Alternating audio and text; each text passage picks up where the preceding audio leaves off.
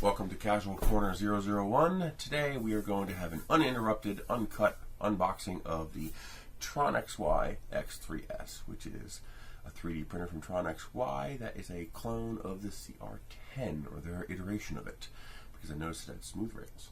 Or no, the ANET has smooth rails, and I'm getting that too. And this one's red. Oh yeah, red racing stripes. So we're going to get into that, and now I'm going to start making the video for today's 3D print. Does the light look good? Can't tell. I'm thinking I want more light over here. Oh, actually, when this box comes down, I should get plenty of light. Just turn one of these lights here out a little more. That gives me a little bit more light there. Man, those things make you see stars.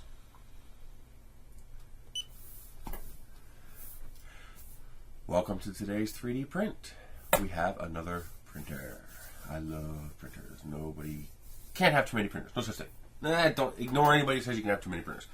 TronXY X3S from GearBest. Thank you, GearBest, for the printer. This printer is a clone of the CR10. So TronXY's variation of the CR10. We are going to unbox it, show you what's inside, build it. I'll let you know about any gotchas and catches, and then we are going to make a print. All in one shot. So stay tuned.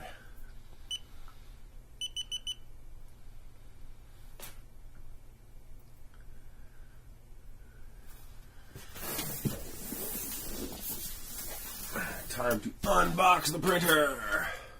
I just got to remember to repeat what I say to you guys when the other one's not recording, so that they're like, wait a minute, he just jumped into a middle of a sentence there, because they have no idea I'm talking to this camera because that camera's off. So maybe I'll become a schizo, multiple personality freak job out of this.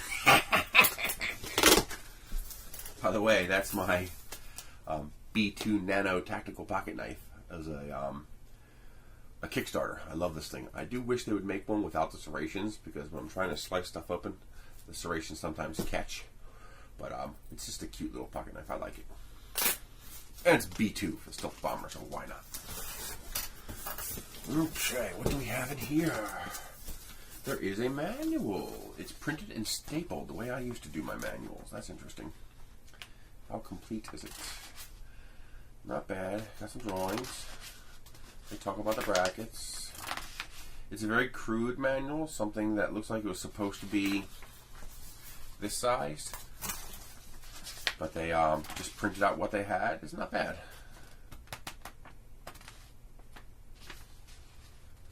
Huh. Okay. It's not the most impressive thing in the world, but it is a manual, which is something that is sometimes lacking lately in printers. Very fine twisted cherry. I got cases of it for $3 a case. I bought like 6 cases. Oh, interesting. It is not a metal bed. It is a build tack, clone, copy, rip-off kind of thing. And a fiberglass sheet. How flat is it? It looks pretty flat. That's interesting.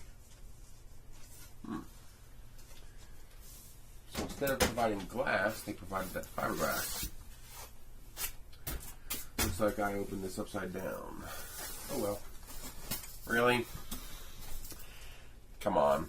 That's your sample filament? Lame!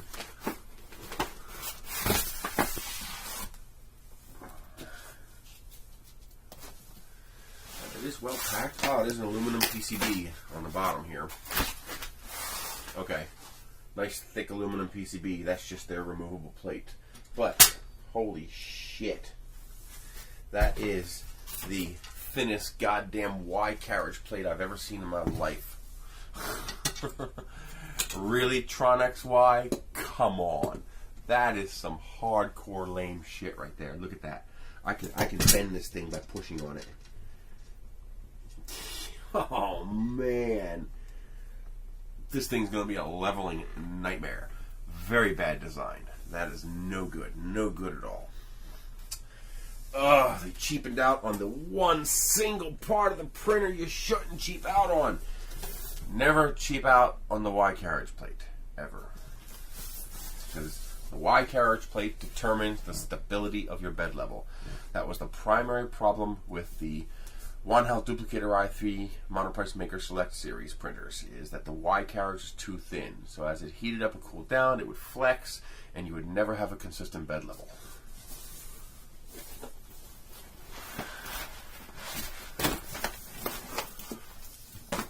Alright, here is the carriage. It is dual Z motor, I'll give them credit for that. And it is proper triangles, although minimalist at best. This one is bent to fuck. Just came loose. Hopefully it didn't damage anything doing that. That one's loose too. We shall see.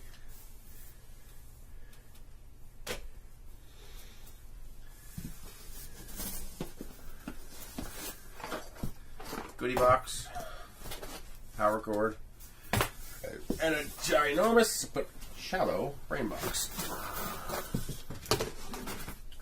with those red stripes. That's a rip off the A-Nets. The A-Net E10 had green stripe like that.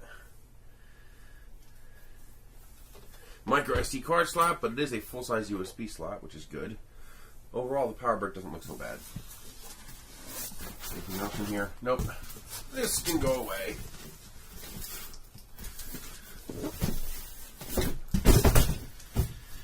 Alrighty, let's get set up for the other guys.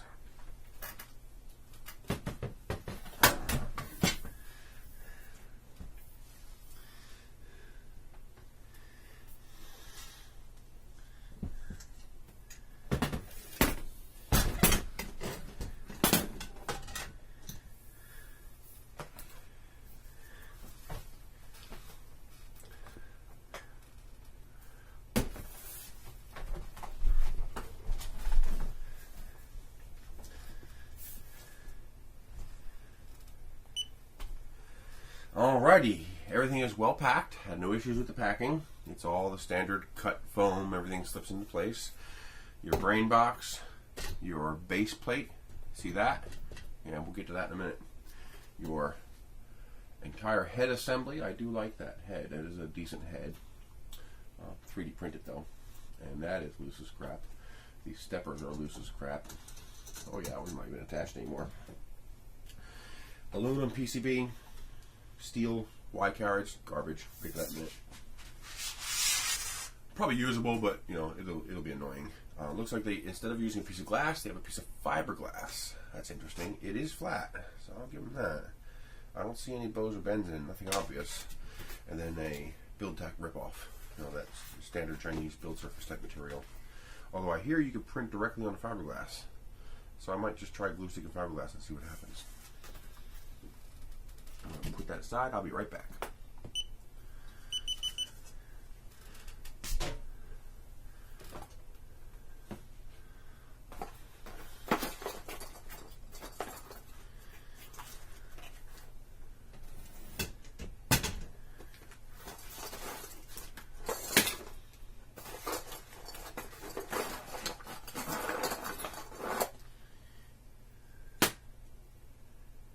Huh.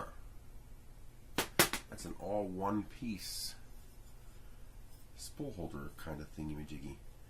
Good news is I should be able to use this to mount on top of the rail like I do with all my printers. Whew, that's a cheap set of wrenches. They went all out on the cheap on this printer. Boy, they don't even have good screws. Are you kidding me? It's Phillips screws? Wow! Oh, colorful bed clips.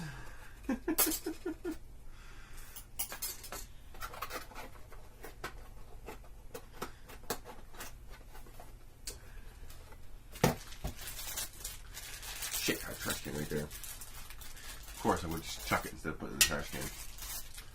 Which I have right here for exactly that reason.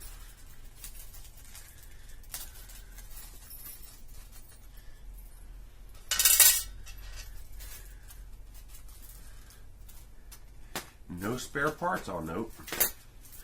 They don't give you nothing extra.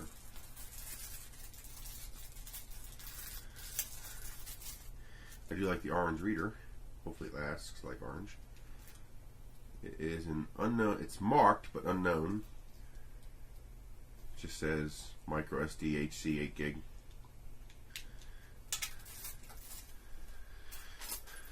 I'm going to replace those. I like the screwdriver. It'll probably break real easy, but it's nice.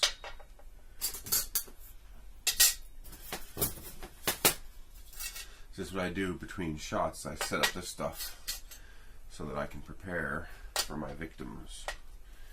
Let's see about replacing those, since those are garbage. Where is my bolt set?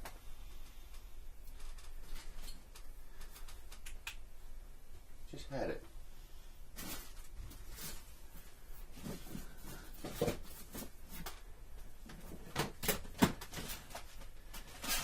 There it is.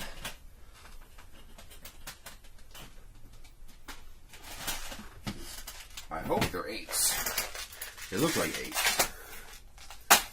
I should be able to replace them.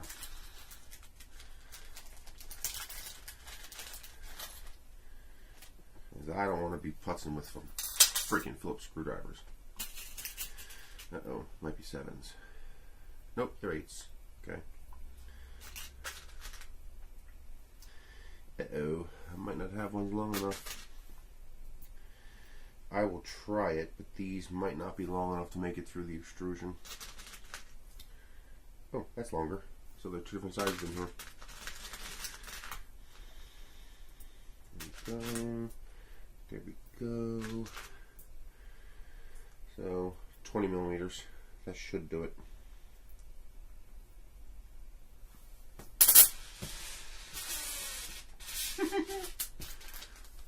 Because that's junk.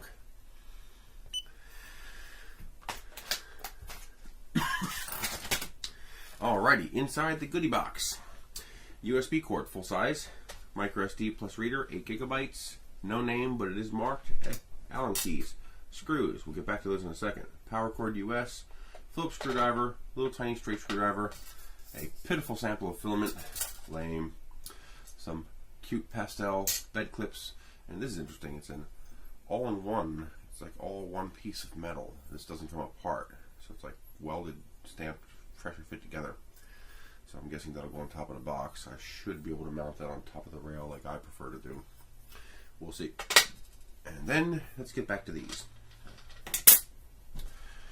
Really, TronXY Phillips screws? You couldn't splurge for some cap screws? So, if the cutouts will accept it, I'm going to use the cap screws because I don't feel like screwing around with Phillips screws to hold a printer together. That screams strip me. And it looks like they used Phillips screws everywhere. These are Phillips, Phillips, Phillips, Phillips. Wow. Hey, it is TronXY. It is a cheaper printer. We'll see what happens. The problem is, it's not a cheaper price. This printer's about $350, while the CR10 is $379. I mean, it's got dual Z, but it doesn't have filament cut out and stuff like that. We'll see. I'll give it a fair shot. I didn't expect it to be as nice as the Creality. We kind of got spoiled by that, but we'll see.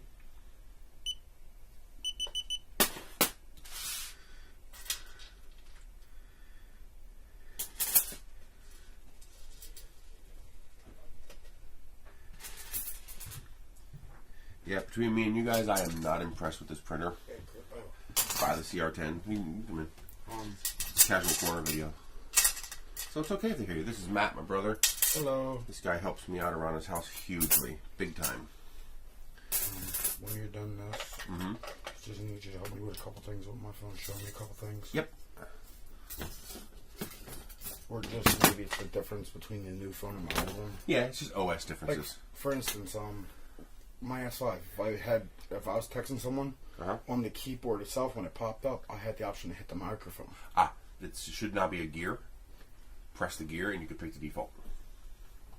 Oh, so you can pick it? Yes, that's standard. That's stock. That's normal. Because Anthony's saying the only way it's working right now is press and hold that set. Yeah. Well, you can change that. You can set the default to be voice. Okay. That's why I love when you have like you have already had the phone or you have a phone, because you know what's going on. I can ask you because you sit there and tinker with stuff, you know. It's alright, my hourly rate is cheap. Yeah, so is mine. Take out these stupid strips. Although it is kind of cool that the Joe's red. Oh man, they use Phillips everywhere. Why would they use Phillips screws? I mean, we're talking China here. What? There can't be much of a cost difference between Phillips and proper cap screws in China. It's got to be an irrelevant cost difference. Now, there are some things I do like about what they did. They incorporated some aspects of a couple of different Creality printers. For example, it's got the dual lead screws, which is cool. Both the X and Y tension are adjustable. They're acrylic, but they're adjustable. You get a wing nut, so you can just tighten that wing nut up and it tightens up your screw, although I have no idea if that's going to self-loosen. I would have it straight up and down so that if it moves, you can tell if it moved. But, unlike the CR10, they use thinner rails. They use 20 by 20 instead of 20 by 40, but they use two of them. So the load is spread out more, so the bed should be more stable in the end. And they are using V slots and V wheels, so they are using the correct components. So we shall see how that works. I'm going to finish getting rid of all this red stuff. Recording two different videos. One for Today's 3D Print and one for Casual Corner. The guys in the Casual Corner prefer the longer videos, where I actually go over everything. What's the difference? The videos I put on Today's 3D Printer are heavily edited. Well, not really heavily edited. I do real-time editing by starting and stopping the camera. So, for example, I'm not recording anything right now for Today's 3D Print, but that one's still recording for the guys who want to see all of this. Oh, okay. And so Today's 3D Print, they'll get a nice little 15-minute video, 12-minute video, if I can make it that small. That just goes over all of this stuff relatively quickly, while the other video will be 1 or 2 hours long and include everything. What is all that red stuff you're pulling out of there? It's just a decorative track fill. It's just a decoration. See, it just slides right in. You know how at this door we have that molding on the end of the edges of the booth? Yeah. So it's not the raw wood. It's just decorative. That's all. Okay. You don't like it, so you remove it. Yeah, it's annoying. It's a pain in the ass. It gets in the way. Interferes with the operation of the parts. And to me, it's tacky. It's like, yeah, go away. I've always wanted to ask you because I've always seen them you pulling them out, and it's like, are they I feel like supposed giving them to away be to pulled people, out, but or- nobody ever wanted them, so I just throw them away now. Oh, okay. I wonder if I could use them red ones for anything. If you want them, you can have them as Yeah, long as the they red end up. ones I'll hold. As long as they end up in a trash can, if you don't need them. Yeah, go in my room and I'll throw them away if I don't need Do them. not want them lying around. You never know what I may be able to use them for something. We need to de-hoard this house. Anthony, haven't I been doing that since I started working on clearing out that room? There we go. You should see how much stuff I got rid of already, man. See, this is a printer where they screwed up big time. I know. They use fucking Phillips screws. Really? Phillips screws? Are you kidding me? Oh, lame. So it's option, like you're saying. If you want to leave that stuff in there, you can leave them in there. Yeah. The problem I found is that sometimes the stuff won't sit correctly. Okay. And what will happen is your trolleys, these things, will rub on them, which will interfere with their operation. Okay. Even if it just hangs up for a split second, that'll be enough to go. Yeah, so it doesn't give it that. You've removed them so it has that full smooth motion. Because this is purely decorative. I'll give you the rest of them when I get them out. Now, this printer has I tell these guys at the same time, this printer has a very serious problem. Now, I'm not going to go bashing and bowmouthing a manufacturer unless they make a gross error, but I will tell people something that's not right that they should have done. Yeah. The Phillips screws is cheaping out. This is bad. The Y plate, this is the carriage, the Y carriage. This slides back and forth. For any of you new guys, you guys might not know this either. So this is your Y plate. It slides back and forth, and this is what makes your three axes. This moves left and right, this moves forward and back, and this whole entire assembly moves up and down. This is the most important part, because this part, 99% of 3D printing problems are bed leveling. If you can't level the bed, because the way the 3D printing works is by layer. You put down a layer of plastic, then you lift up, and you put down another layer, then you lift up, and you put down another layer, and you build your object. If you don't get the first layer, you're going nowhere. Period. You're done. You're not getting anywhere if you can't get that first layer down. So the vast majority of people's problems are the first layer. Okay. Well, the first layer is made extremely difficult to get when your freaking Y carriage is so goddamn floppy that I can flop it like this. It's like, are you kidding me? Why would you make the Y carriage so floppy? I mean, that's thinner than the Wanhao Y carriage. That's horrible. So I'm gonna have to thicken it up somehow. I think what I might actually... No, see, I can't. I was thinking... Oh, yeah, maybe I can. I was thinking, put a piece of plywood on it. Laminate a piece of plywood, screw it into the metal, so that the plywood stiffens it up, and then just have it open where the screws and the stuff are for the trolleys and the screws.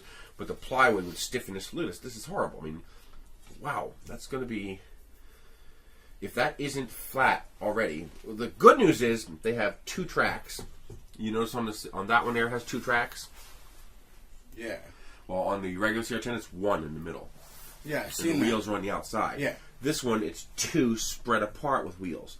The good news is these are out here, so I can put large leveling nuts on there, because these leveling nuts suck. So that's like what you did with the one right here, where you had the orange ones and all underneath? The first one on the white table? See how that has a single one in the middle? Yeah. So they kind of took aspects from a couple different printers. They took the dual track idea from the CR10 S4, but I think they did that because their bed is such garbage that they had to do that, because otherwise this is going to be all over the place. The only thing keeping this from wobbling all over the place, look at this, look at that. Yeah. That's bad. This thing's going to jitter all over the place as it's printing. So how can you stiffen that up? I have to laminate a thicker piece of material onto this plate. See this plate down here? Yes. This needs to be thicker. This plate cannot be flexing the way it does. That's really, really bad. So how would you do that, though? I would probably cut out a piece of plywood, square, put holes in it for the trolley wheels, so they'll just sit there. They won't attach to the wood. And these won't attach to the wood. They'll just stick out. And then just screw the plywood into this metal plate to stiffen it up. Oh, okay. Because that's way too thin. Oh, God. And they sell thin enough plywood for that, too. I would actually probably use a 1/4 inch piece, something nice and thick. Because it needs it bad.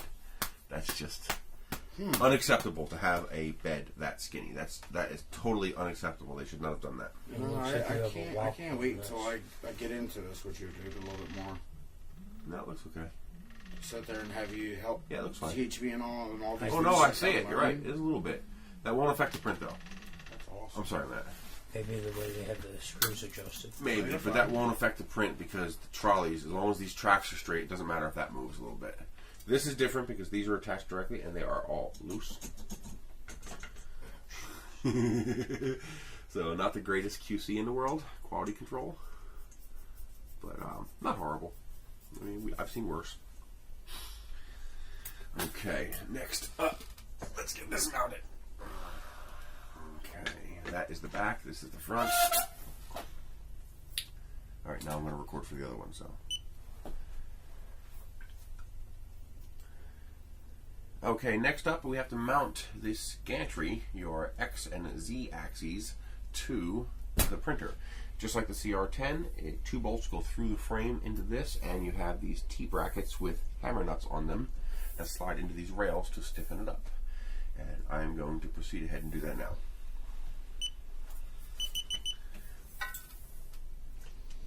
No, what I was saying is I can't wait to get into it and have a printer so I could have you help me make the different changes you do to yours. Mm-hmm. Like where you print out the little parts you do for it and all. Yeah.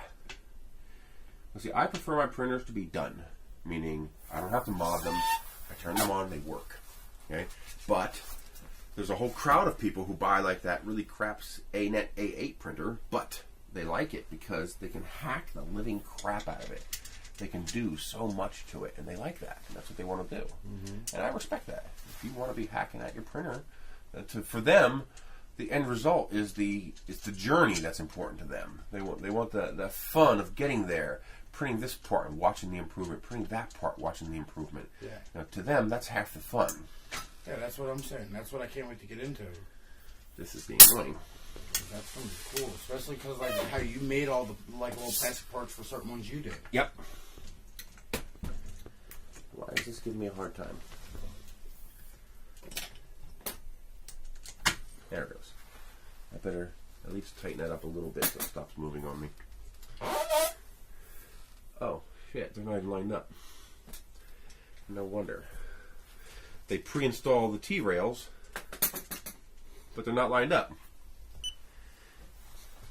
Ran into my first little trouble. The T-rail was pre-installed, pretty thin metal I might add, and it was not lined up correctly. I couldn't get the bolt to go in because it was holding the gantry in the wrong position.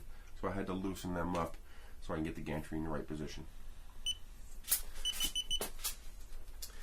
They went really, really cheap on this. Like really, really, really, really, really cheap. Cheaper than they should have. If they wanted to ride the CR10 bandwagon, they needed to at least be somewhat close to the CR10 quality. Yeah. And this is nowhere near it.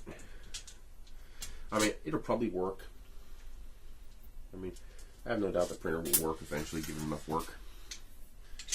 I mean, it is V-slot rails. I mean, eventually you can make that work. Come on. You need a hand? Mm-mm. There we go.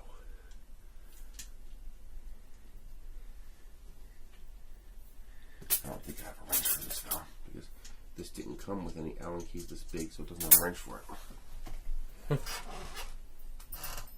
This one does. There we go, got it. And when you get a minute, can you fix his mic for the keyboard? No, I told him how to. He knows how to now, I told him how to. I told you that, dude. Nice big plug for the heater. That's a good one. So I ended up just taking off the hammer nuts and putting on the bolts, which they did accept the 8mm by 20mm cap screws, no problem. And that is also why they included a slightly better quality screwdriver, so at least they did that. Just be careful. These will want to strip. I mean, it's a Phillips screw. Phillips screws strip. So be careful tightening it up.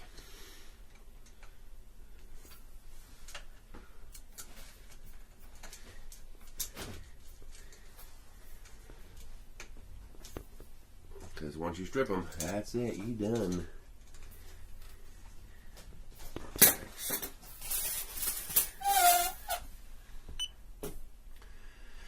Got that side installed. It turned out the bracket was in the wrong spot, so I loosened it, moved it out of the way, put the two bolts in. By the way, I was able to replace the Phillips on the bottom with two 8mm by 20mm cap screws. The rest of them I can live with because they're exposed, but those two I wanted to be a higher quality screw, so I replaced the ones that came with the kit.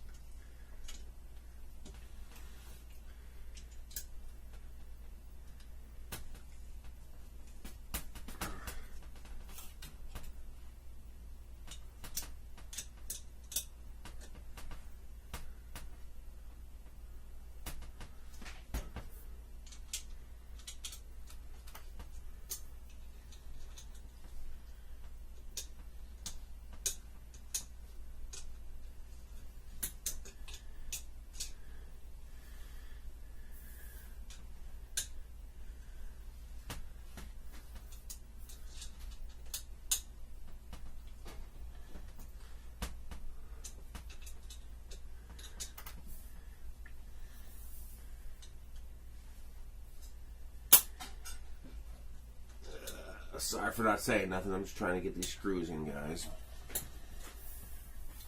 During my normal recordings, that's what I do. I'm not very talkative. I got to remember that you guys are still watching and give you guys something to listen to. There's a lot of things they cheapened out on this printer. This printer is not a CR10, not even close. There's a lot of things they cheapened out on that I'm very annoyed that they cheaped out on, but most of them can be forgiven. There's one that can't be, and that's this plate. That should not have been that thin.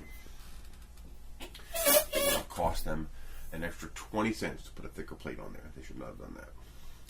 I do like these unified plugs. The way they're pigtails on both ends. That's cool. So instead of individual wires, you just done. That's pretty cool. So there are some innovations in there. They kind of sort of did their Y tension relief, sort of, maybe, kind of. Yeah, it is. It's zip tied to the plate, so they did actually take into account tension relief for the heat bed. And even though I don't like acrylic, it is super thick and it does not wiggle at all, so it is strong enough. So I can't discredit them for that. Let's see if any of these bolts are loose. Tiny bit there.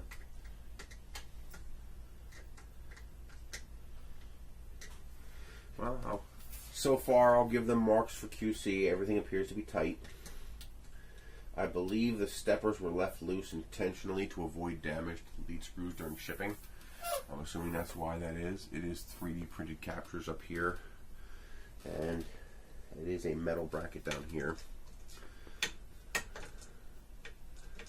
Although this does not want to go all the way down. That's interesting.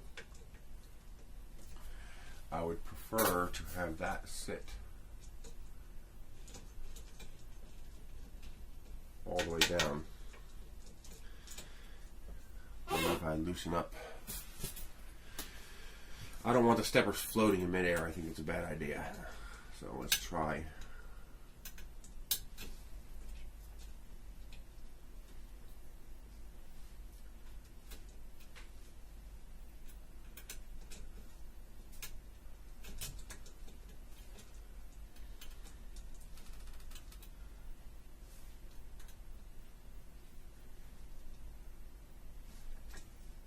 There it goes. There we go. That's better. Now this stepper is sitting on the platform. Now we tighten up the hammer nuts. Remember, loosen first, then tighten. Make sure you look inside, make sure they actually turn in place.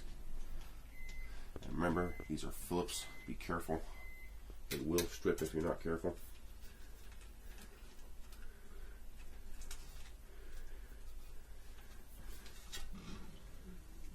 Do not lean on that bed. You will mess up your printer if you lean on that bed. It is way too thin. Alright, that is firm, so I won't demerit them for that.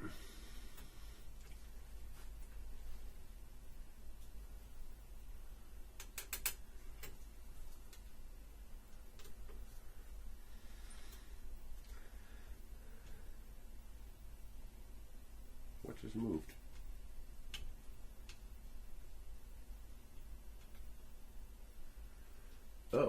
Oh, shit, it's too low.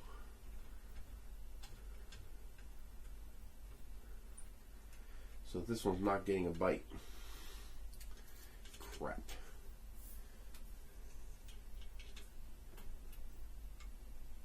I wasn't getting a bite. It's too low. So what I can do is try raising this one up.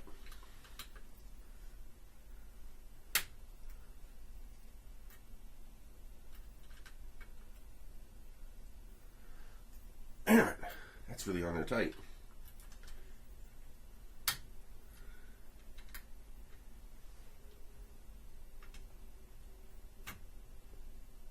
Okay.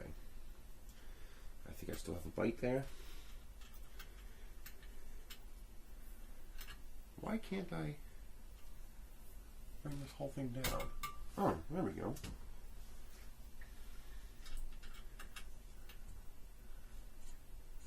I say the whole rod should come down, and it did.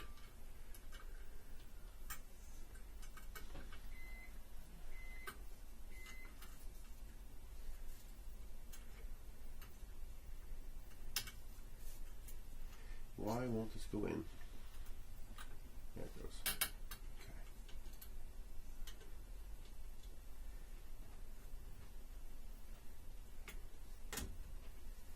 Okay, now I got bite. There it goes.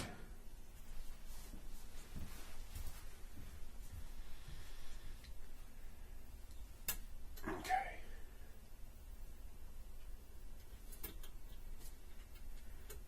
Nothing stripping yet. I'll give him credit for that.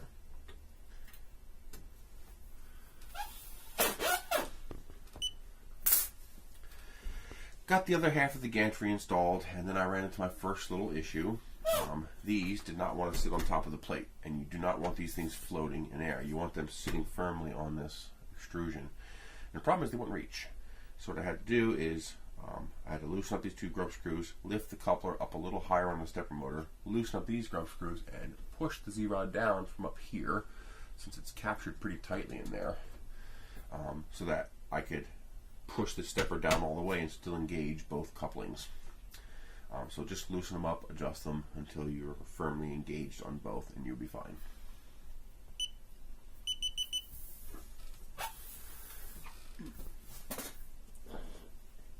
This one's down all the way, so that one must have just shifted in shipping or something like that. Probably no big deal. Yeah, that one's firmly engaged. So most likely that one just shifted in shipping. It probably shouldn't have done that. Meaning, probably nobody else will have that problem unless they get a similar issue.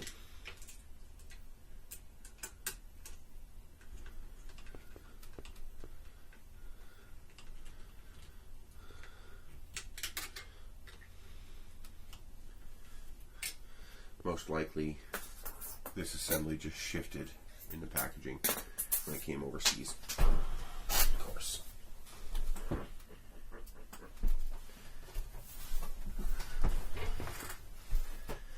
And as usual, check all your screws. Why is that so tight?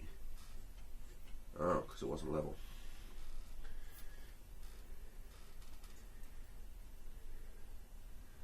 Make sure all your grubs are tight.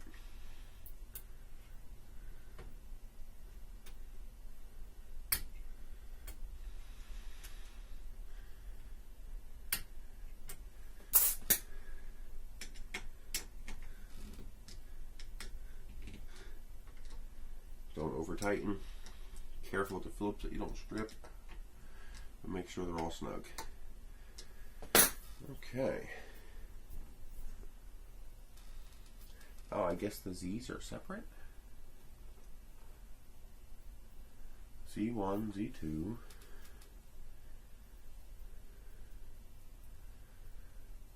Oh, I thought it was a unified cable. So that must just be for power, for the heater. Interesting. Okay. So that's just for power.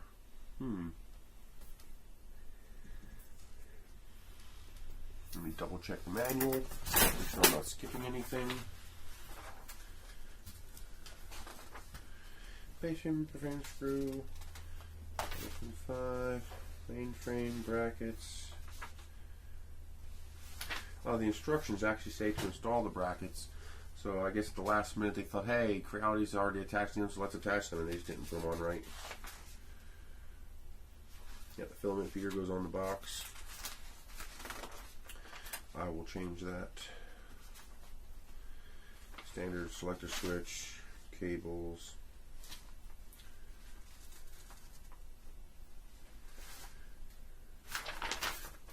Silly instructions.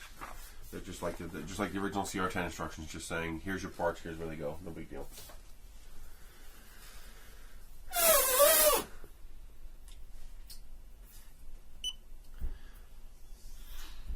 All right. The gantry is installed. It is solid, as with CR10 and any other construction of this sort. It is firm. The motors are seated firmly. Now I am going to wire everything up and go from there. I'll be right back.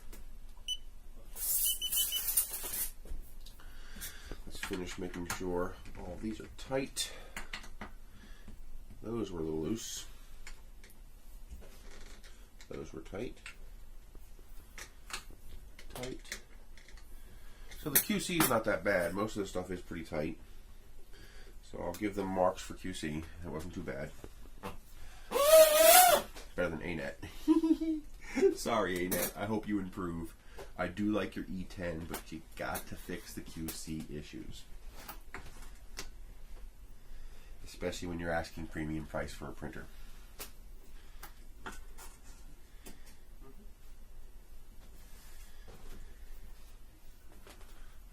Okay, I want to check these up here. I don't trust these guys. Yeah, that's like really crooked. What the hell's up with that?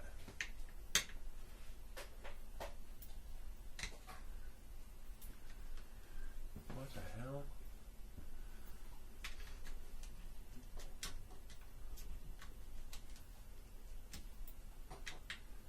Okay, they are tight. Boy, that was really tweaked. That's no good. Alright, check your standoffs up top here. Mine were really tight. As in, probably pushing the Z-rod in a way that wouldn't have been healthy for getting a good quality print. So this should be pretty easy. Loosen them a little bit. And let it bounce where it may. And where it has the least resistance. Boy, it really wants to go that way. I'm going to have to redo this when I have them all the way up top. What you do is you level the gantry, lift it all the way to the top, then you loosen these. They'll take out the stress that's from trying to be pushed, and then tighten them again, and then you're pretty good. But for now, it's good enough. The bolts are tight. They did a decent job on that. The QC overall is pretty good. The bolts and everything are all pretty tight, the way they're supposed to be. Last piece of red. I probably should have left the one piece of red in there. The top beam doesn't affect anything.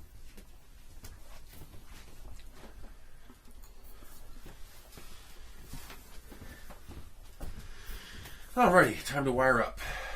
Might as well tighten this belt while I'm here. I do like the belt tightening. It is nice. This is loose. Hopefully it's eccentric. Uh-oh. I do not see an eccentric bolt. Because if that can't be tightened, you're not going to get good prints on that.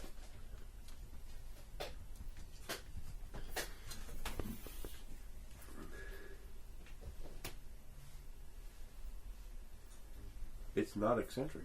What the hell? How are you supposed to oh, tell me it's one of those. It's in a slot like the A-net. Is it? I hope not. If that's a pain in the ass. Nope, it's not in a slot.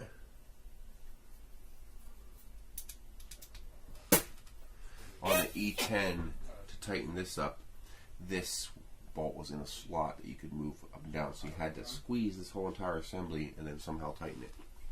Yeah, good luck with that.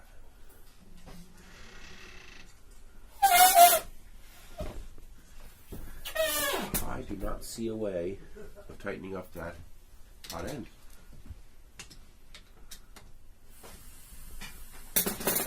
Oh, that did something. I guess that does work. I don't think they're eccentric though. I mean, that's still looser than I would like, but it's acceptable. It'll work. I'll have to play with that later. Bowden's already inserted. It's already captured. I like how they run this over this way here. They have a channel for it over here. So it's already in place. It stays put. Limit switches are already connected. I guess this is just for the fans and the hot end. I do like that they use the nylon sheathing.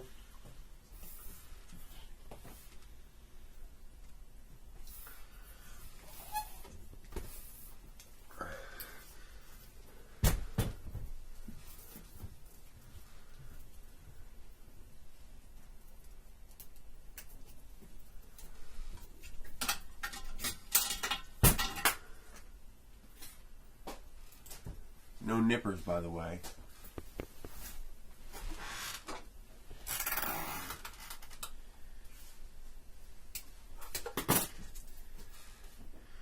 do like the connections for the heat bed. They look a lot more substantial.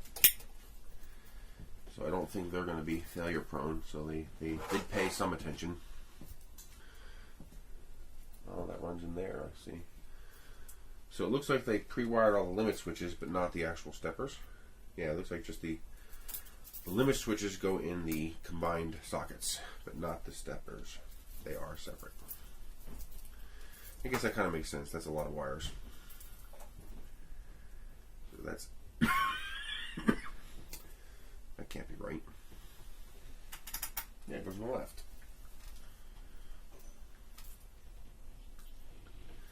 So that's your extruder, which is here.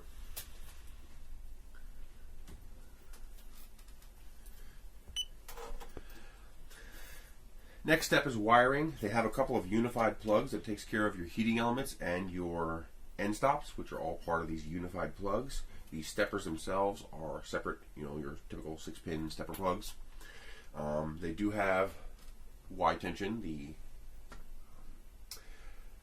cable going to the heat bed is zip tied to the Y carriage plate, so they took care of the tension relief for the heat bed. And that's it. We'll go from there. I'm going to hook up all the wires and we'll see what happens.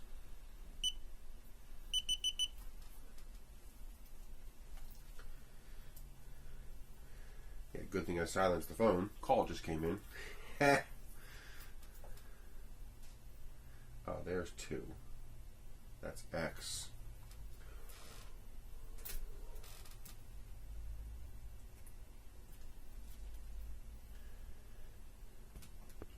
That's your end stop right there.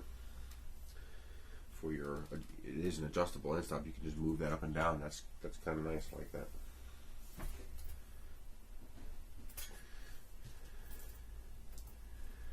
Okay, that's Z. So this one also must be Z. Oh, I thought it was 2. It's a Z. Okay, Z1 and Z2. Okay. So this one will go here. Then this one we will fish underneath to the other side.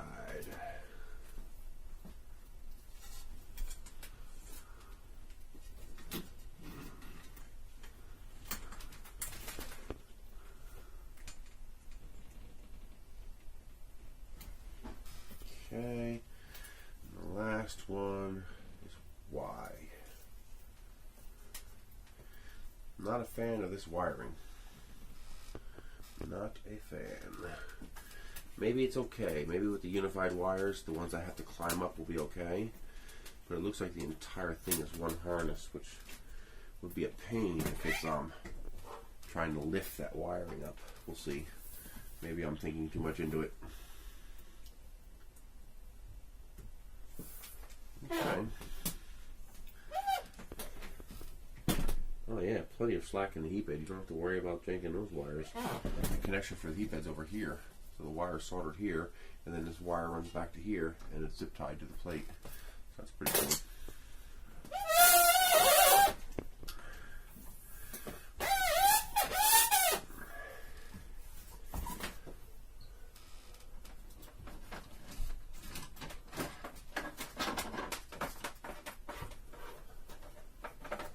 Wire I keep here for whatever printer currently needs to be tested.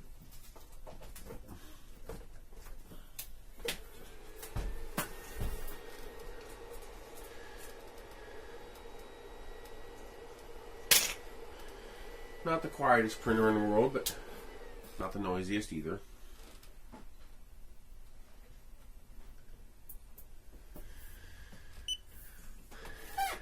Alrighty, the printer is assembled. I have a rough assembly finished, leveling that a little bit. For you guys who like that, we got the plastic porn. There it is. And now it's time to turn it on. Let's see how noisy it is. That sounds like a siren. Standard blower, thicker than the Creality one. That's interesting. The Creality one's thinner. It is pretty noisy though, and that thing's really getting up there in pitch. So if I hang on to this printer, this will definitely be a add some bands to it, printer. The box is low pitch, it's not so bad, but this is high pitch, so that's going to have to get replaced. And I am getting a response from the thermistors. I have temperatures. So I am now going to attach the plate. Actually, let's do it. It's just right here. All it is this fiberglass plate, which is interesting. And then you just attach it with these clips. So I am going to now proceed with initial testing and get the thing leveled, booted up, make sure everything's tight. Go through with your Allen keys and your screwdriver. Check every nut, bolt, and screw on the machine. Be careful not to strip them. Make sure everything is tight. Because if it's not tight, you're going to have a bad day. So make sure it's all tight.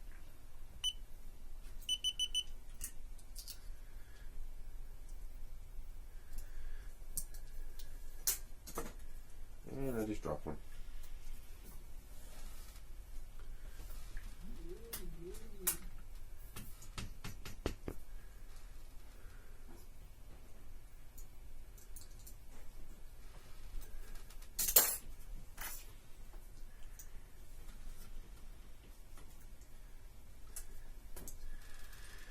I think this bed's going to be a nightmare to level.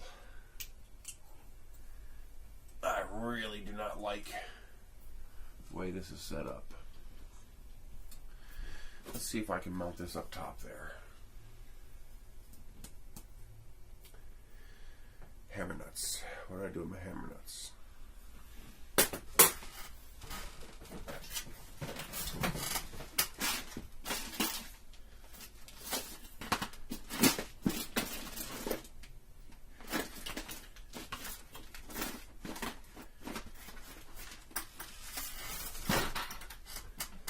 I don't know what to do with my hammer nuts, so for now I'm going to have to mount it where it goes on here. At least this box is wide, so I can actually have this bracket faced inward instead of outwards.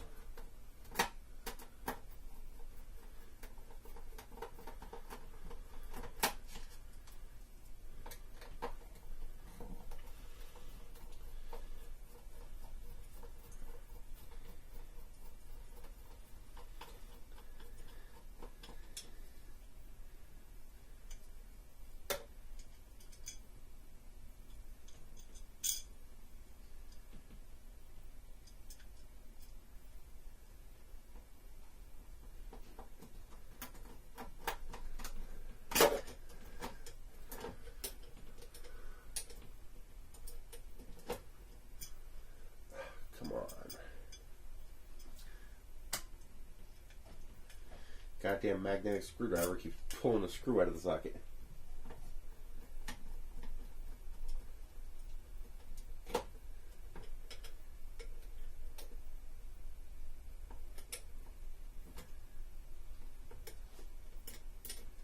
Come on.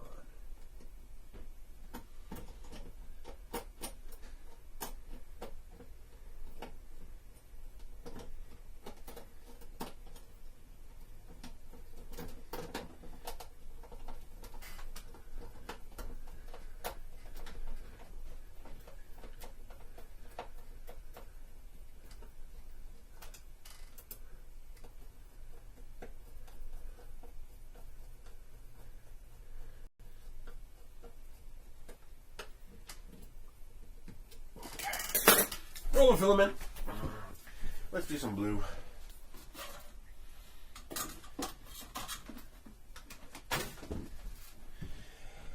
Let's give it a fair shake. We'll put some Eson PLA Pro in there. I'll be nice.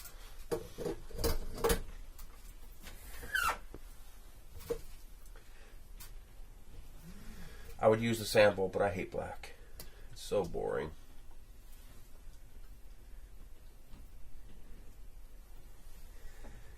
Yeah, it's going to be a pain. Filament does not want to go in straight.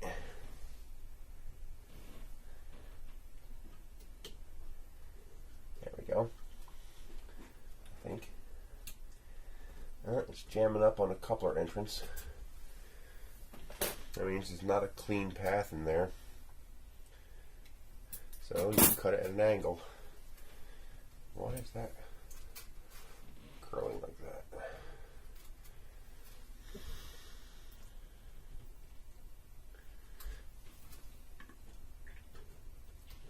There we go.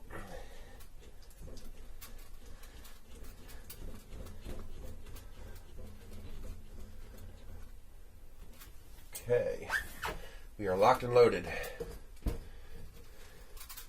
Damn, nothing really wants to curl.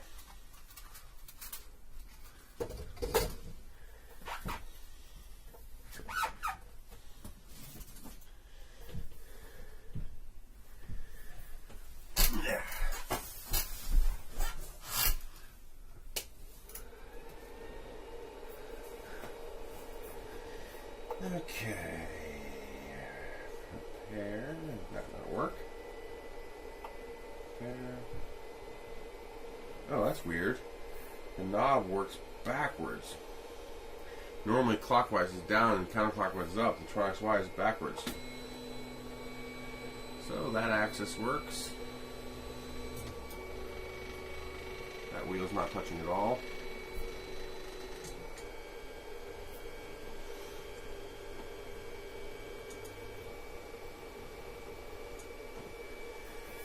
Okay. Control. Motion. Nope. Move axis.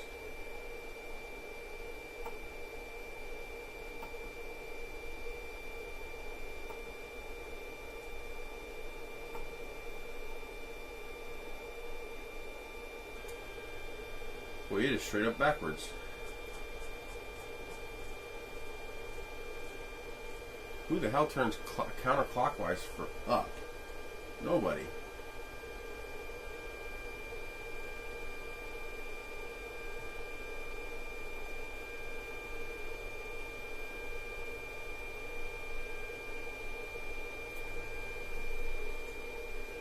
That's not touching, but those two are.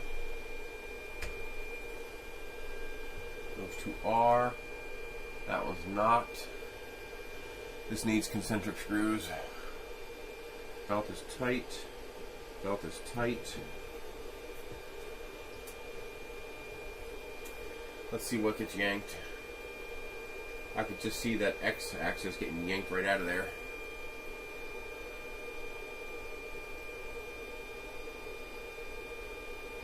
Not yet though. It's behaving.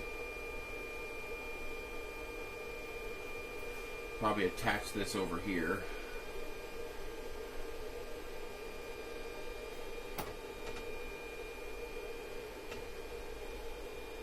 That's moving on its own accord.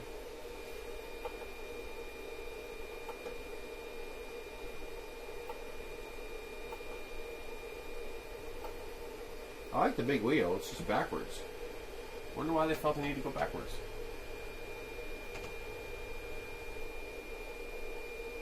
Okay, I think this is where I need to loosen these up. Oh yeah, it's trying to push.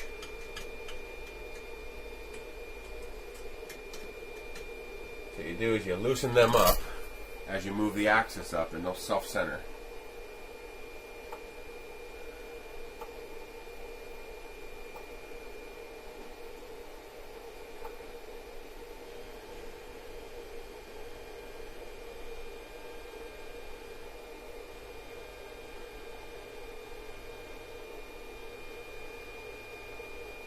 I don't think this is going to reach 400 even.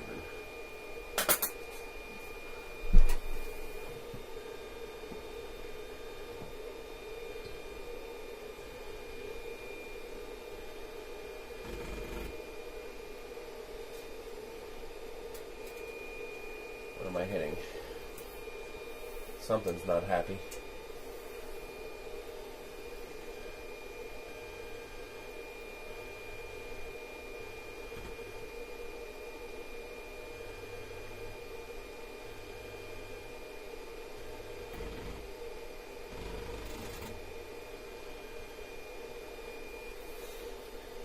this side can go higher than this side.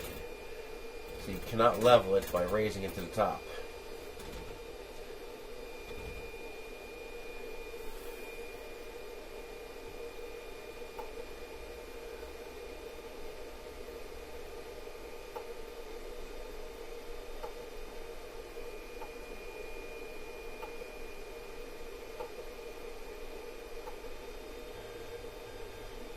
Well, it does go to 420.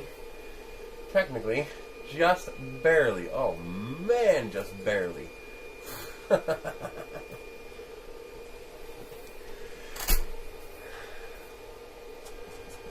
it will do 420 by the skin of its teeth.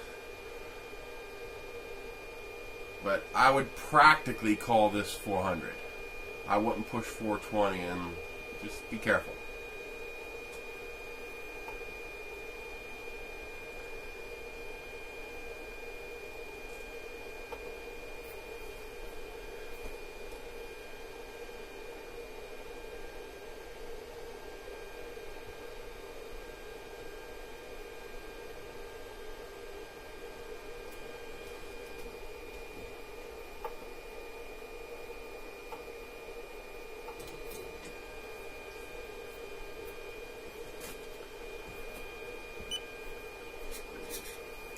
It does technically go to 420. I personally would limit it to about 405, 410. If you're really careful, you can go to 420. You cannot level the X Gantry by raising to the top, because this one can go higher than this one. This one will top out before this one does. So you can't level it that way. So you're going to have to eyeball level it and then keep your plate level.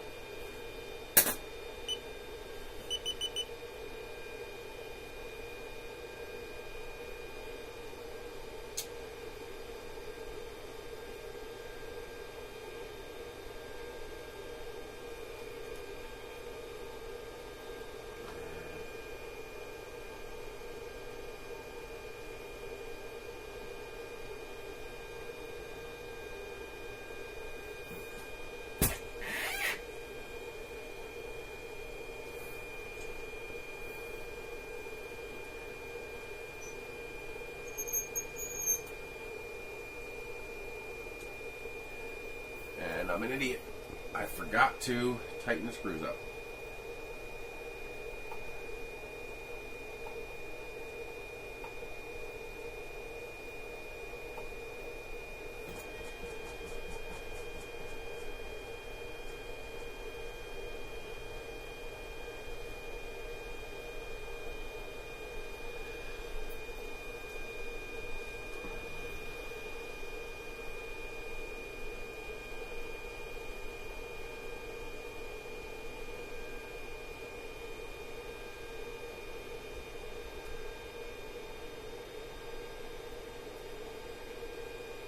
Control box is not too bad. It's loud, but it's a low fan rumble loud. This is high pitched. This one here, the hot end cooling fan, that should be changed. They have Kapton tape around the heater block, but not insulation, and they should.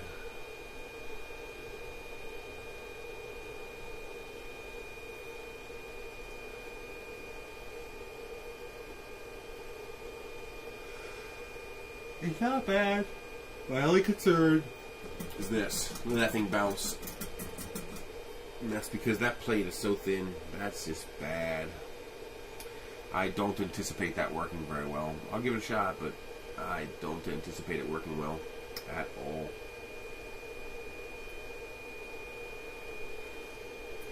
Alright, while we're doing that, let's see what's on the SD card.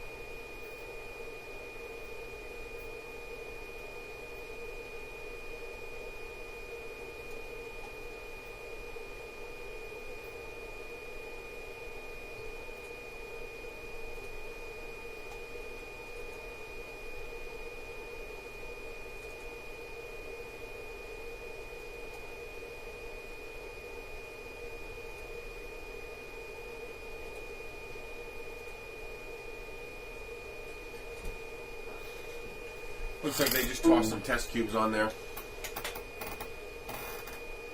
So I just stuck my standard CR10 test prints on there. They should work fine. And the i3 Mega Gel Bot. So if it works, I'll print a Gel Bot. Why not?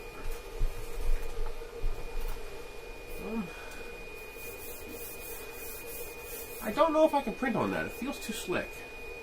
I'm going to assume I need to add something to it. Actually, you know something?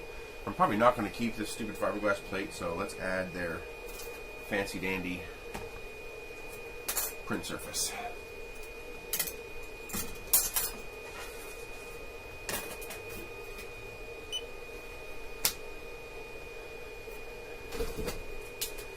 Printer is going, and I've got this raised up so I can. One of the things you should do is lift your gantry up to 400 millimeters after loosening the screws for your retention brackets up top here. Let the gantry come up to 400 millimeters, then tighten those screws. This way you'll have the least amount of resistance in your Z-rods. And now we are going to attach their Build-Tech knockoff. That doesn't even go all the way out. Close enough though. So I'm going to apply that now. Basically you peel it, you stick one end down, and you slowly apply it this way so you avoid air bubbles.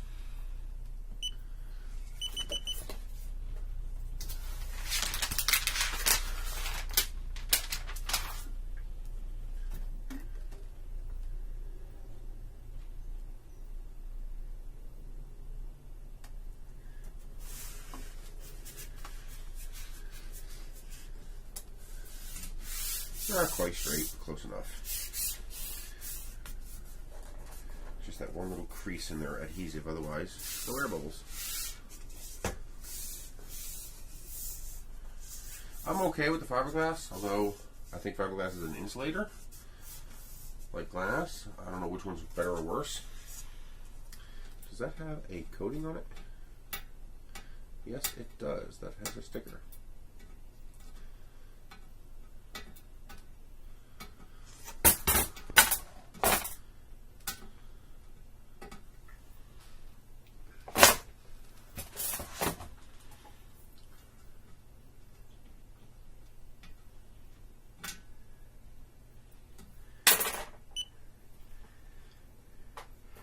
Got another one for you plastic porn lovers.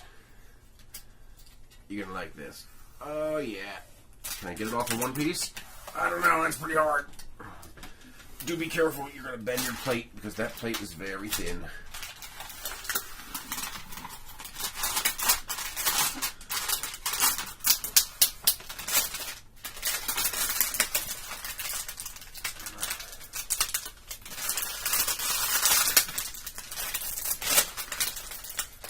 Boy, look at that plate flex. Not the PCB. The PCB is fine. I am so far okay with everything I see on this printer. There are some things I don't like, but they work and they're fine. There's one thing I don't like, and that's this Y carriage plate. It is way too thin.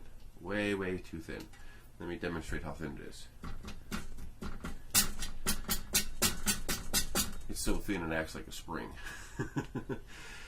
Now, thankfully, they compensated for that a little bit by having the S4 style twin beams spread apart with the wheels here. So that's going to help a little bit with stability because this is nice and firm here. But that is so... I don't like it at all. We'll see. Maybe it'll work fine.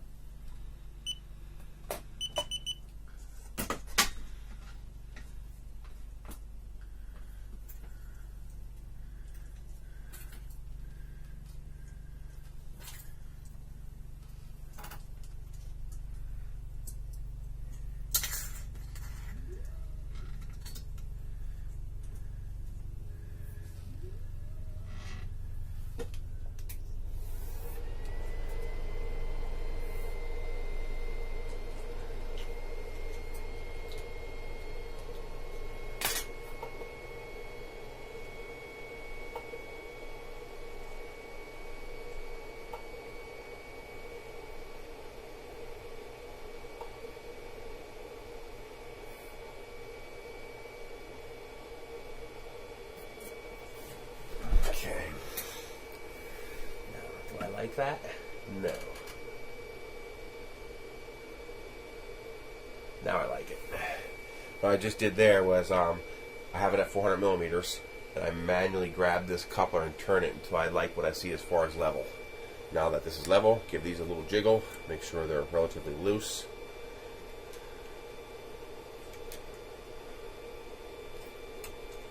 There we go. See, now it's sitting loose. Now tighten it. So now your Z-rod isn't going to try to bind as it moves up and down. So you want that nice and loose.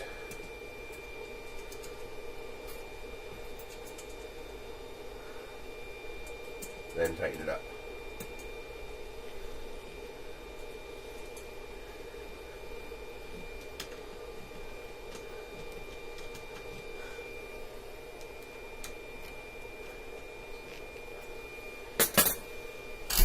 What I prefer is restrained but uncaptured. So captured but not restrained. So a large hole up here is to let the rod float. But it works. It is now heating up. I will auto home and begin the bed level.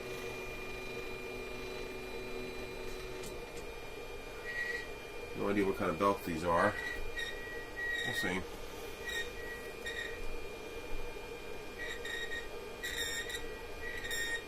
That lead screw is nice and straight. That lead screw looks nice and straight. I don't see any wobble. Why'd you stop?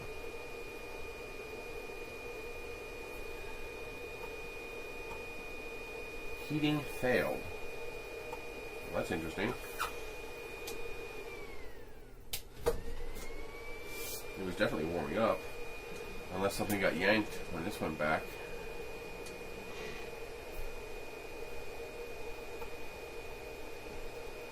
So,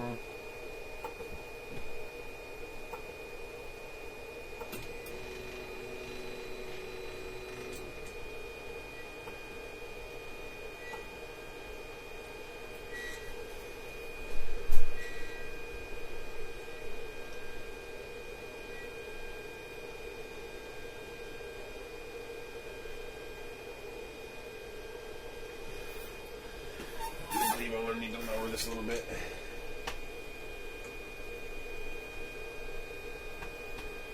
Might as well just do it now.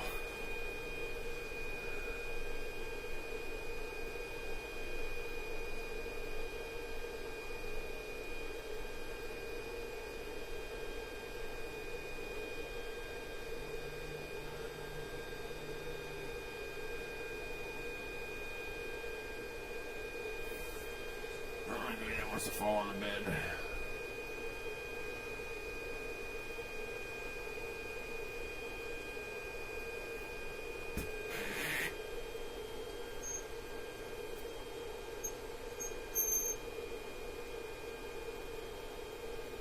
So far nothing looks crooked, that's a good thing.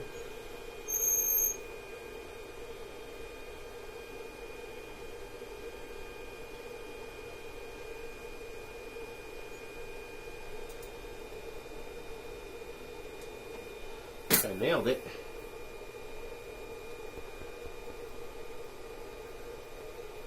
No, I think I want this a lot tighter.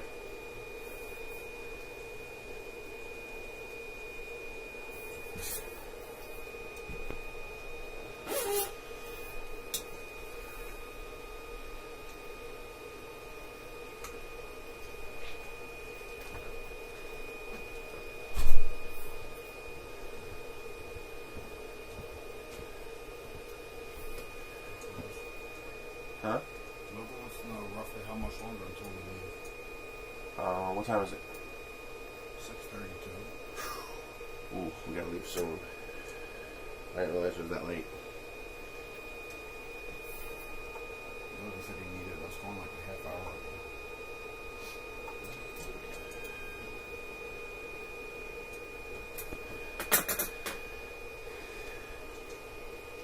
I'm gonna try to get out of here in 30 minutes. You said another 30 minutes. I'm gonna try.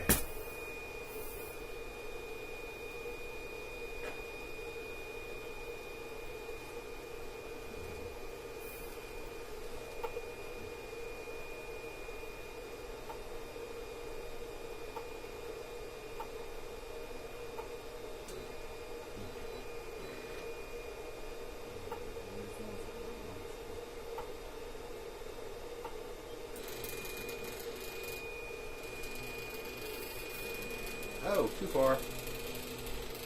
Logan wanted to know if he texted you the address because he dropped me off at the job. You what? If Logan texted you the address, can you drop me off at the job? Where's it at? Where's the address?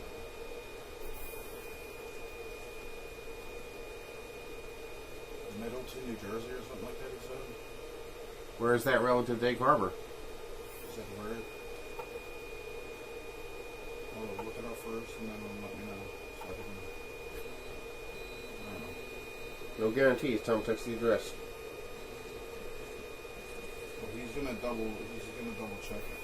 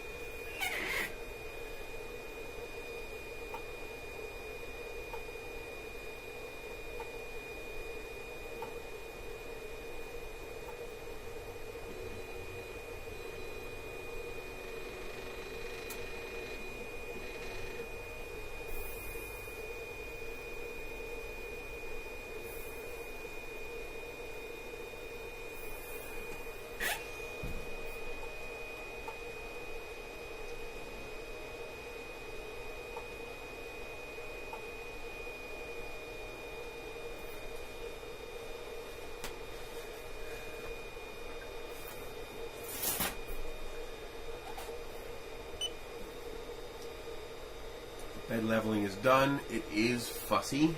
Do not attempt to move the bed with your hands. Use the controls in 10mm increments to move the bed around because it is way too floppy to try to manhandle it and move it. So use the controls to move the bed to the four corners twice and do your bed leveling. The small acrylic Tetris piece on the side here, you can use that to adjust your home.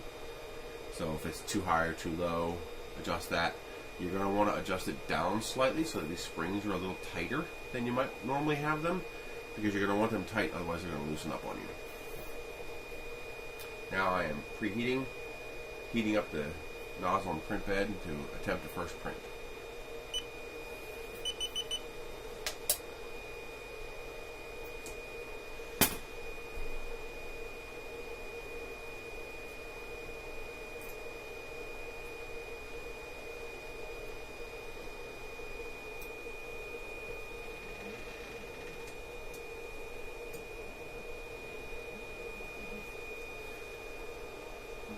That heat bed does not want to heat up. It's very slow.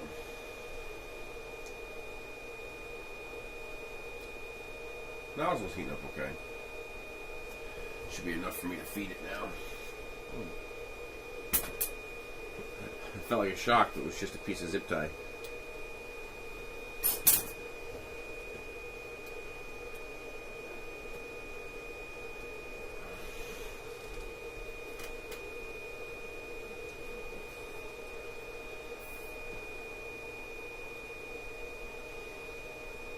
Well, we got to 30. It's not so bad, I guess.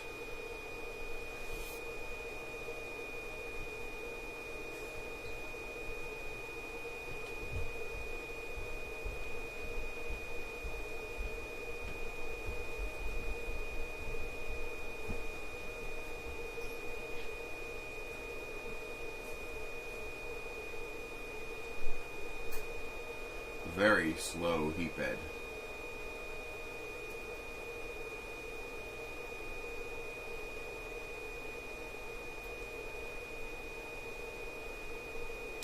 Nozzles reach temperature, 190. Bed is at 32 and climbing.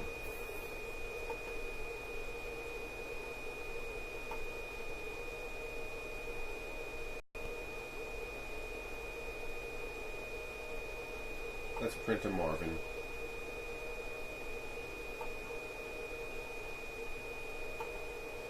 Let's lower the bed to 30 and then up to 40.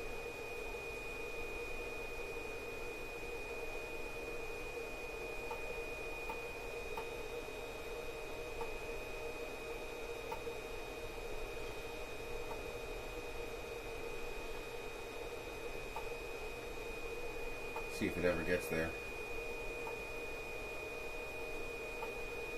Give it the benefit of the doubt. Print a little hot since this PLA is okay printing hot. Whoa, did that say speed 200? No.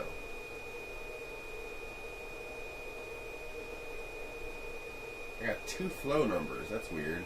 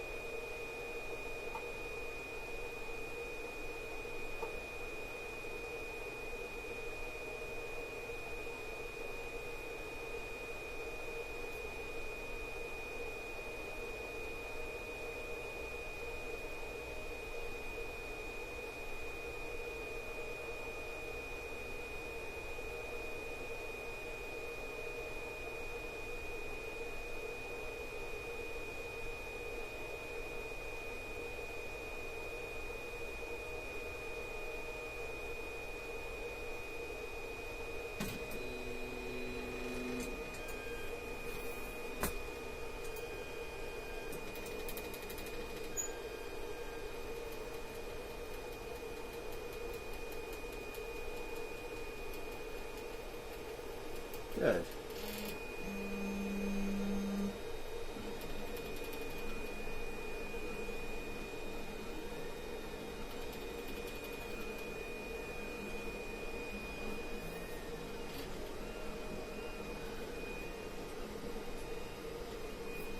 Live tuning is going to be tough because it's so bouncy, but you can do it. It was printing fine, but I decided I wanted to lift it up a little bit. I think it was a little too close to the bed.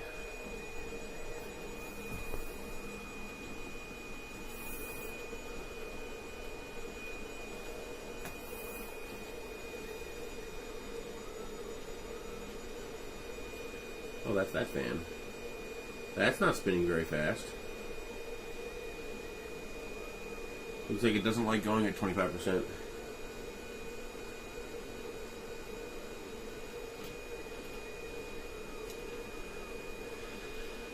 Well, as much as I hated it, it is working. So maybe the floppy bed's not as big a deal as I thought.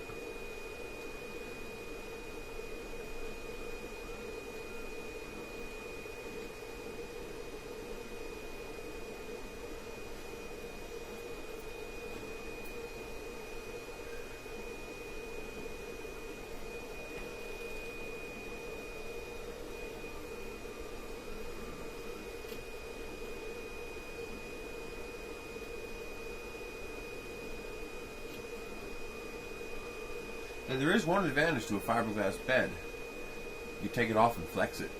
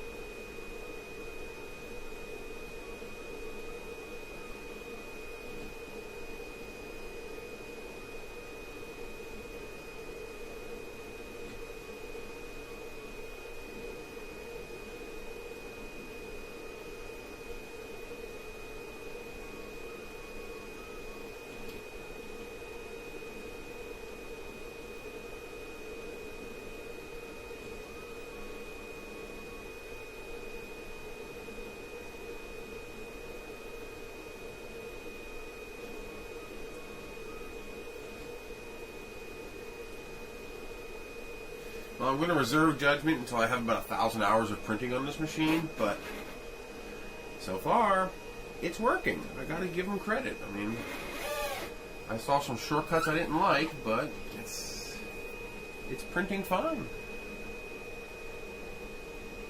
I'm still going to try to stiffen up that Y carriage. That Y carriage is way too skinny.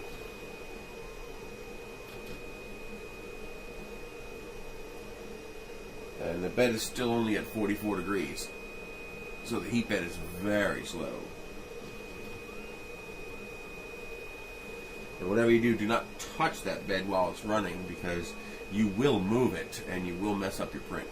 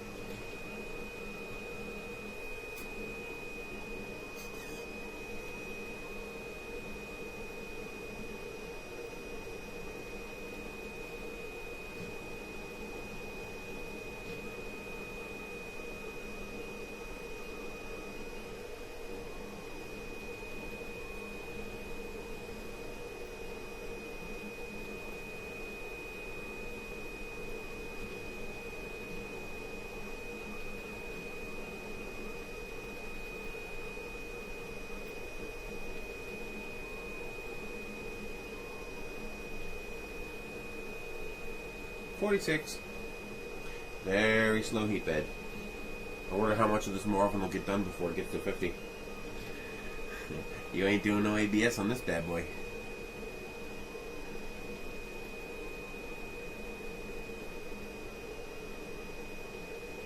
I mean, it's not exactly warm in here. It's 65 Fahrenheit in here. I'm actually surprised it's that warm in here.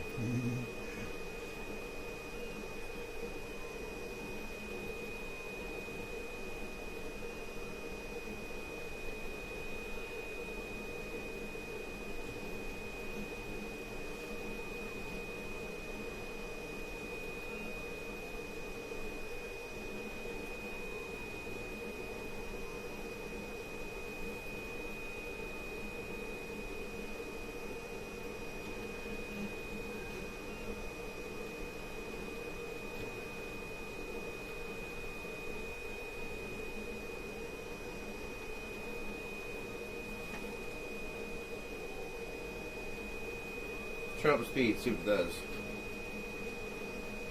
200%.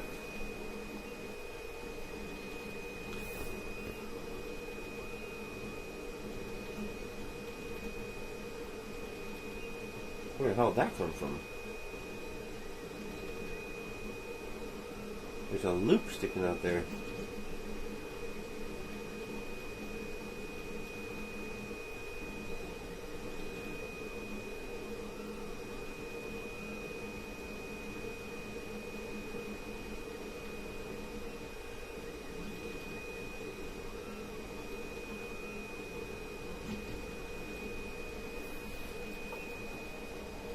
Turn the temperature down a little bit. See if it likes that.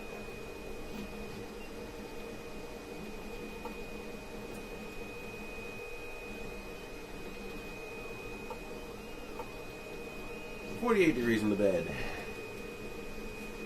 We are about 30 or 40% into the Marvin.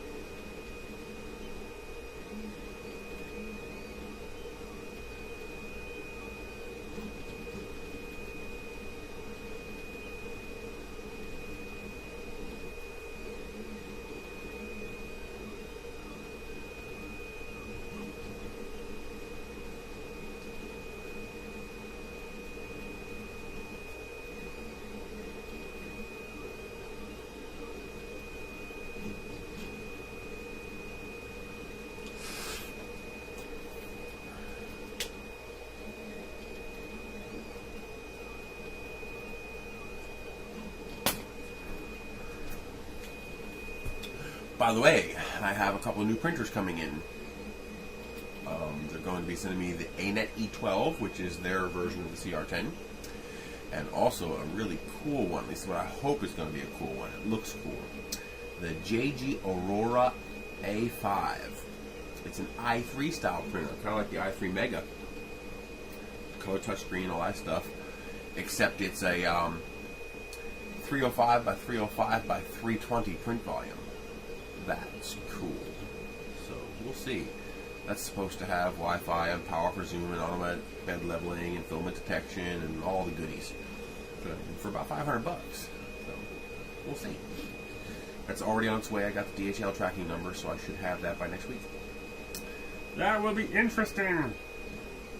And I think I'm going to ask them to send me an Orca 2. I would like to get an Orca 2 because it's like a clone of a G-Max, so it's a little higher end printer, about $1,500. And I'd also like to get the H500, which is a 400 by 400 by 500 printer by H3D or something like that. Looks pretty neat. And basically it's a mix between the S4 and the S5. It's the S4 X and Y, but the S5 height. So that's pretty cool. And, I'm trying to find I can't do kits. I don't have time. I mean, you see, this is all the time I have today. I was supposed to leave half hour ago. But I want to get the Marvin done and then start another print and then leave. But if you guys can find a dual extruder printer that GearBest has that is a fast assembly, meaning I don't have to actually build everything like a CR10 or an i3 Mega or any of these other partially assembled printers. So if there's a particular one you want to see, let me know. And I will see about getting it and checking it out for you guys. So, if I can get it for nothing, I'll save you guys the hassle of having to buy it and find out you don't like it. So, why not?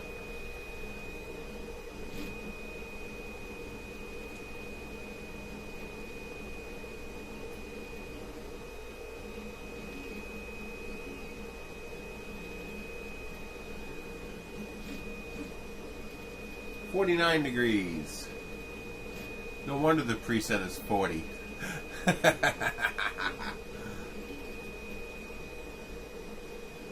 Boy, this thing vibrates a lot, though.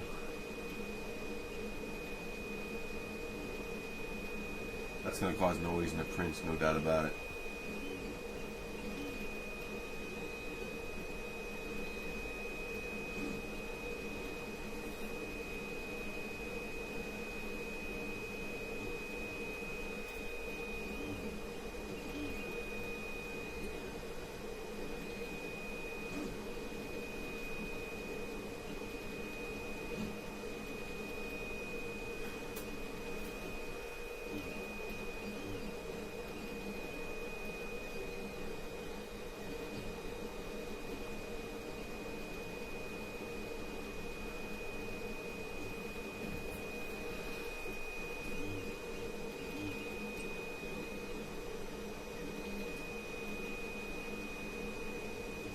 I can move you guys easily. You want to see this? I just realized moving you guys would be easy peasy.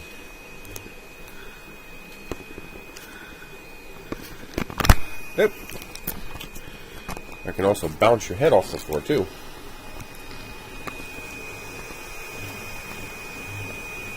That's little Marvin.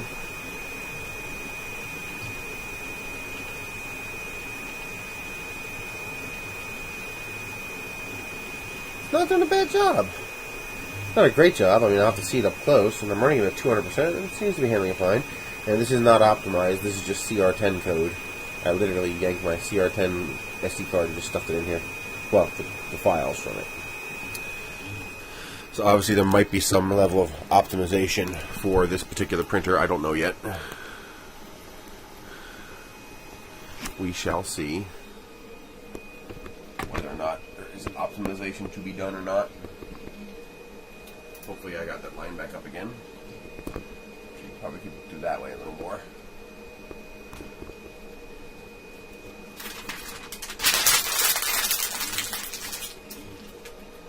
By the way, if you need LED work lights, Home Depot, $13.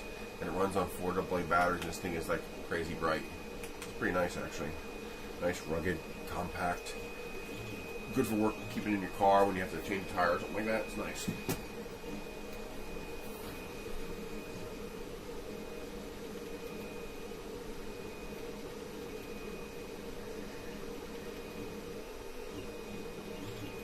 It's not screaming out at me, wow, but it's also not screaming out at me, uh-oh, either, so.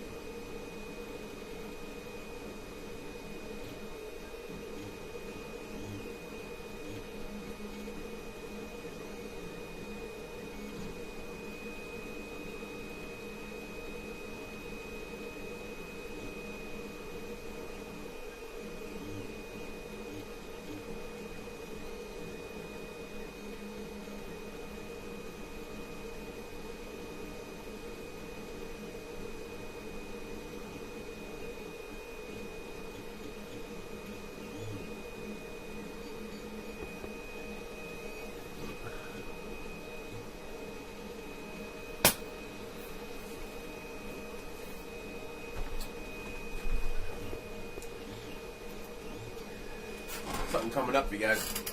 I found the escape shuttle from the original Aliens movie. So I printed that out on the ender in 2 halves. This half, and just glued them together. It's alright. The 3D Cytec silver doesn't look the greatest on this model. I think I need to use a gray instead of a silver. But it's a cool model. I like that.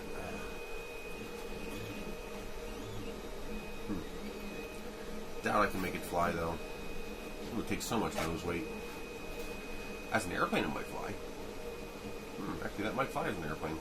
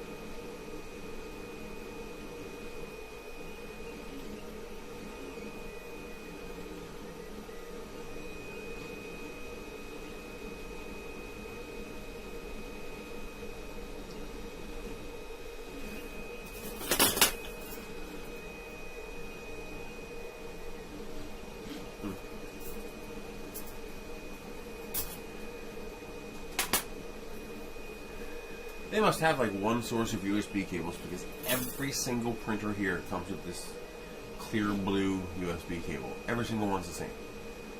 So then there must be like just like one company over there must have just like cornered the market on USB cables and pushed all the competition out, and so they all get their cables from the same person. Huh. I mean, everybody. The ANET, that's what it comes with. The TronXY, that's what it comes with. The Creality, that's what it comes with. You know, all of them. They all come. The i3 Mega, that's what it comes with. That cable. Huh.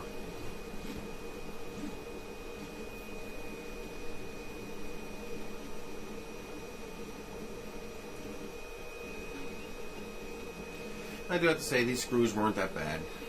I haven't stripped one yet. They seem to hold up. So you probably could use the screws it came with just fine.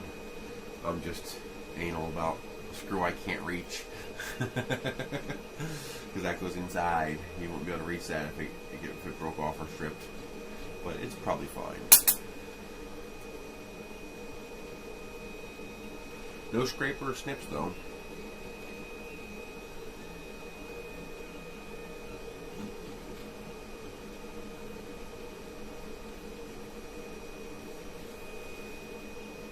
It's amazing that it took like 15 minutes for this bed to get to...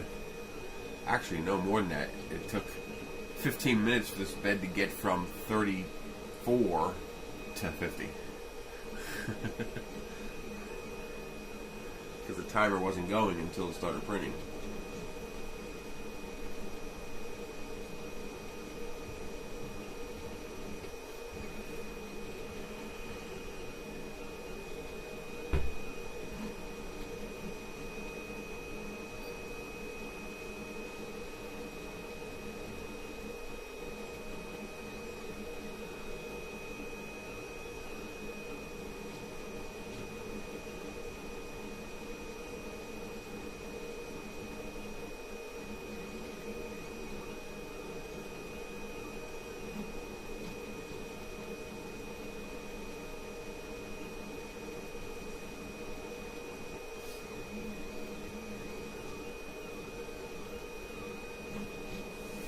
I'm going to get a JoulBot going on this before I leave. Would you be able to restart a new print for me when it's done? I don't see one yet. Right, just pop it off and use this. Be careful because this is a soft bed, so you will dig into it, but you know, just right underneath the front of the foot, just it should help pop it off if it doesn't pop right off. If you grab it and twist it, you'll break the legs. And then this one is backwards on here. So to go down in the menu, you got to turn left, not right. It's annoying. So print from SD and then just print a Benchy. Okay.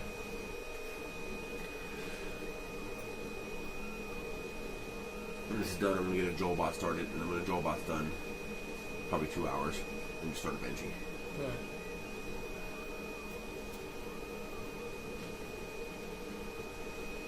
Good. It is printing good. I got to give it credit. You know, it's not bad. I mean, nothing screamed, besides that weak bed down there, nothing screams out at me like, oh my god, this is garbage. Although I really don't like the fact that I can't adjust these wheels. There's a tiny jiggle in this head and I can't make it go away because I can't adjust the wheels. But you can't tighten them up? Not tighten their grip to this. We'll be out of here soon. Huh? We'll be out of here in a couple minutes. Yeah, because Logan's blowing me up too. Wow. It's the job if you went some way about going the old way, if you would go to the store, it's not that far from that way. Okay. But he said he sent you the address. Yeah. I just can't do anything because I'm using the cameras.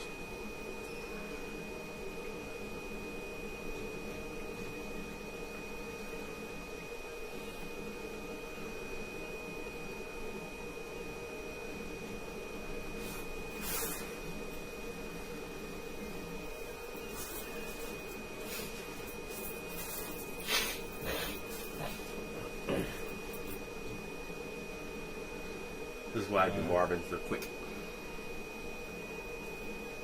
No, he said we're leaving in a couple minutes. It's almost done.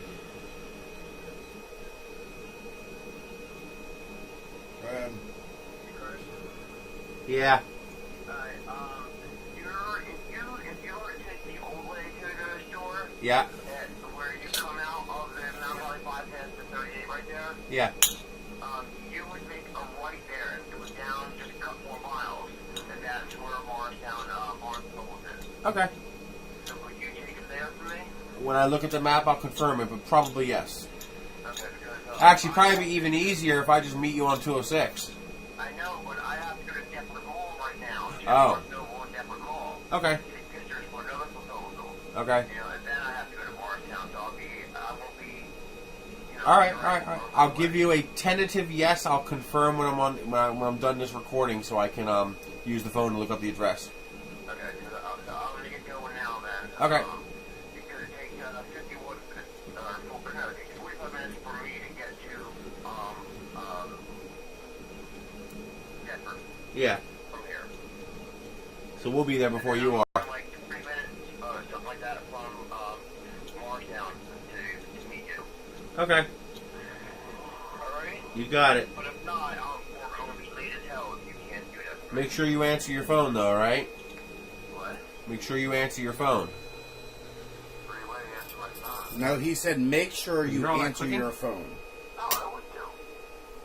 No, that's Oh what he wow! said. It took the sticker right off. Look. Answer the phone if I'm standing right there at the man and I'm trying to get them to sign the papers. Yeah. Alright? Give me a scraper. Alright. Bye. The bed was a little too low for that part right there. Sorry, dude. You said bye. Too slow, Logan. It was a little too low.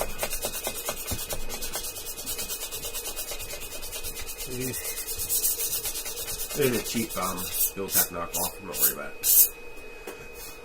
Okay. So this one here, you gotta turn left. Hang on, let me come around. See here? Hold on. You gotta go Come left. around. You gotta go left to go down, right to go up. See? The menu's the same, but this wheel is backwards. Okay. So you'd be on here, you press, you scroll left instead of right, print from SD, go by. And what you're going to do is you're going to go down to Benchy. Okay. 3D Benchy. Yep.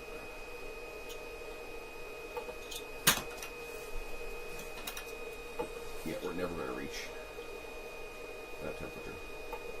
What temperature? 55. Shit, you're going to have to do that too. What?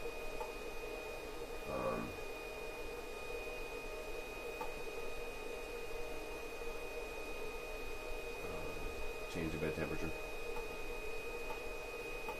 What, for the Benchy? Yeah. After you start the Benchy, like when you click and you start Benchy, what you do is you press this again, and you go to Tune. Okay? Okay. Select, go down to Bed. Select, make it like 45. Okay. Because it's never going to reach 55. Why? It just can't handle it. Oh shit, this is too high a temperature. The Benchy should be fine, but this is too high a temperature.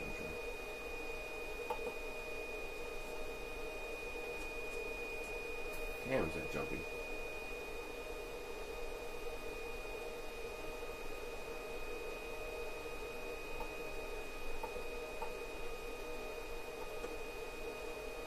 Roasted at that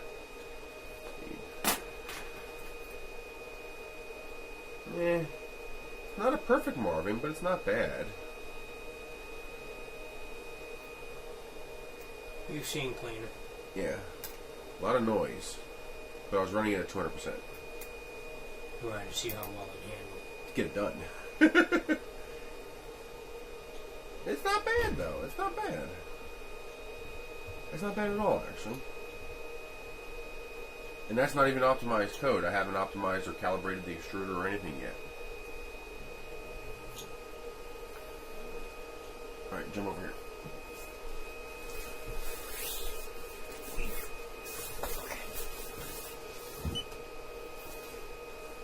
Well, it's done. There's the Marvin. It's not bad. Not great, but this is just CR10 code. I haven't calibrated or coded anything, but it definitely is not a bad Marvin. Maybe this printer can actually work. I was really worried about that bed, but I think maybe I was over-worried about it. So now I'm going to print a Joel Bot, and then a Benchy, and then a Vase, and a Rocket, and I'll do my suite of test prints, and I will make sure I get back to you guys with it. But that is my initial unboxing presentation, build, and first print of the TronXY X3S. They cut a lot of corners, but they do appear to have cut the corners intelligently. I mean, the printer works. Heat bed sucks. It took like 15 minutes to get to like 36, 38 degrees, and then it took another 15 to get to 50. And it barely got there. Heating failed. Why did you do that? It does this every now and then too. I've had to do it twice already where it says heating failed. I'm not sure why. So I'll have to work on that. That's it. You guys have a good day.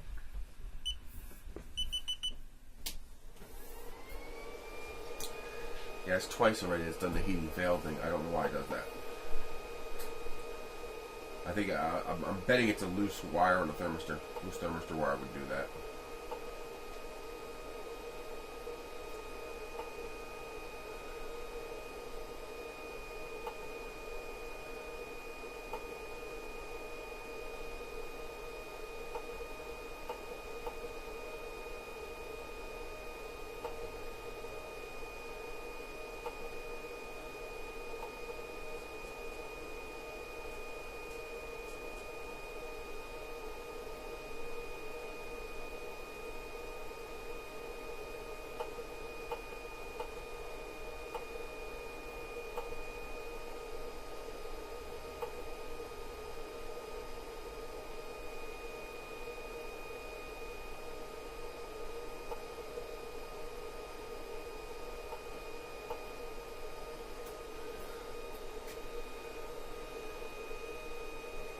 It's funny how it took the